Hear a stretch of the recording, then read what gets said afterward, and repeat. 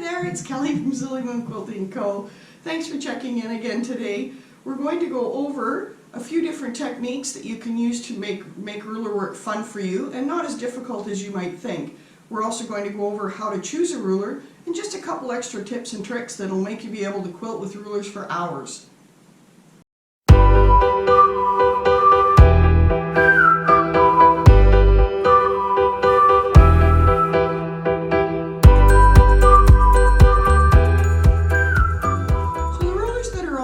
Today come in a variety of shapes and sizes. We're going to go over a bunch of those in a minute, but what you need to know is that almost all rulers are made from acrylic. Those rulers come in different grades of acrylic, so that's important to note when you're purchasing rulers. The question I get asked quite often is, why should I do ruler quilting and what makes it so great? Ruler quilting, the biggest thing is you're not restricted by moving in a single direction. I can have my quilt sandwich on my table, and I can move my ruler any way I want. I'm not restricted to a back-forward motion. The other thing that's super important to know about rulers is it allows you to create consistent, repetitive, and accurate designs. And we're going to, through this series of videos, we're going to show you different rulers and different techniques to help achieve that perfect little bit of quilting that you want to have on your quilts. Rulers are a quilter's tool. They need to be comfortable in the hand. If it's not comfortable in your hand, you're not going to use it for a long period of time. So it's important to look for rulers that feel good for you to hold on to, that you feel you can hang on to for a long period of time. It's important to look at the edges of rulers. Rulers that have rounded edges and rounded corners are easier to hold for a long period of time. You're not ending up holding a sharp corner, which is not comfortable, and then you won't be using them for a long period of time. Now we're going to go over just a few of the basic shapes that we offer and just give you a little more information as to what they do. So as you can see here, we've got a few different rulers laid out. These are just different designs that we make, and just so you know, we make our rulers in Canada, and they are made by us. So the one thing you'll notice is this is one of our first rulers. It's Rocket, and it creates a nice straight edge for stitch in the ditch, as well as two different arcs on either end that will allow you to do some pretty neat designs. We're going to go over all of these rulers in individual videos and explain how to use each one to create some great stitching on your quilt. But for now, I'm just showing you the basic different designs. So there's also oval rulers, there's circle rulers, there's another circle ruler which is like this, and what this does is you stitch on the inside of the circle rather than on the outside like this one. We have rulers such as Jelly and Turkey, which give you specific designs and are made for specific size of strip piecing, as well as Charming. So these are just a few of the rulers that we have. If you're interested in rulers, you can check them out on our website. But we just want to go over the basics for you today and how to get set up and know what you need to do when you want to start quilting with rulers. I want to go over just a few basic things about ruler work. So your ruler foot on your machine is typically 1/2 inch diameter, which means all the way around is 1/2 inch. If your ruler foot is correctly installed on your machine, your needle will be 1/4 inch away from the outside edge of your ruler foot. What this means is that when I'm using a ruler, my actual stitches will be 1/4 inch away from the edge of that ruler in any direction.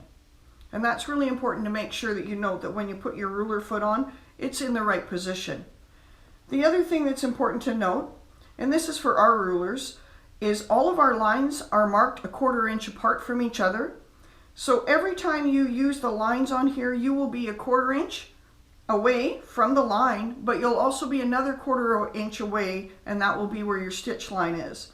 So for example, if I line up this line on my little Charming ruler here, on my marked line on my quilt sandwich, my stitch line will actually end up 1/4 inch away from that line, or 1/2 inch rather away from that line.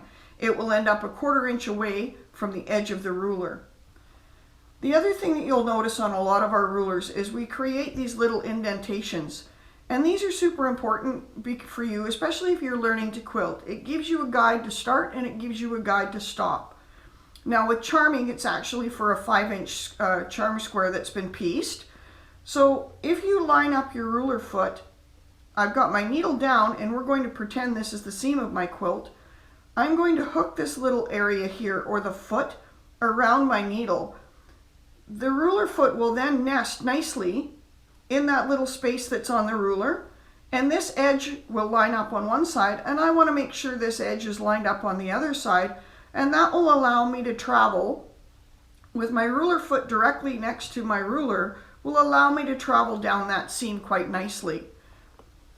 The other thing about our rulers is you want to make sure that you use the sticky tape that comes with them. In all of our packaging we include sticky tape.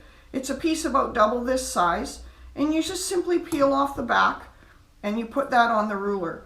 What that does is allows you to have extra grip, because with ruler quilting you're going to be moving the ruler as well as the quilt at the same time, and that moving at the same time allows you to get the consistent motions and designs that you want to achieve. So if you see here with the ruler, if I don't have any grippy tape or sticky tape of some sort on the back, that's how easy it moves on the quilt.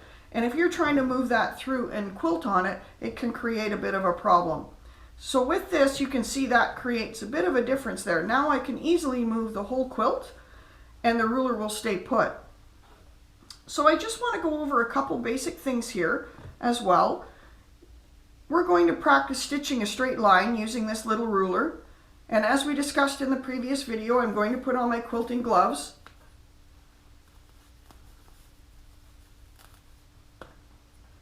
Now, again, your feed dogs are down. Just to recap, your feed dogs are down.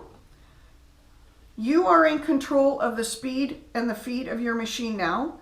So your stitches will be controlled by you and how fast you move your hands and how fast you use the gas pedal on your machine. So I'm just going to show you a quick one here.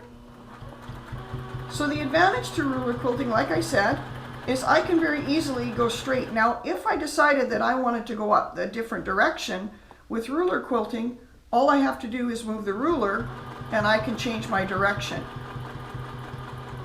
So that was one of the steps, one of the things that we really liked about ruler quilting. The other thing that we really liked is the accuracy. So now I can move ahead a bit here, and if I line up the line I just stitched on the line that is on the ruler, that is going to give me stitching a 1/4 inch away from where I just stitched. And then I can come back to where I was. So right there you've created some nice spacing using a simple ruler. I suggest when you're starting ruler quilting, start with something small like a charming or an edgy 6, something that is easy for you to get the feeling of holding the ruler and how to move the quilt at the same time.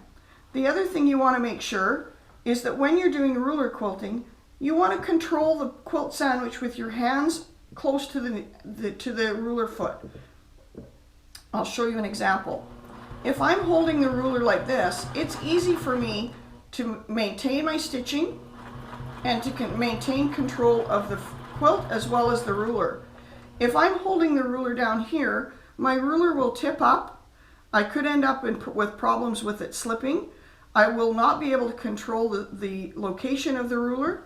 So it's really important to make sure that you have a grip on the ruler as well as keep your hand on the other side to be able to allow you to move the quilt.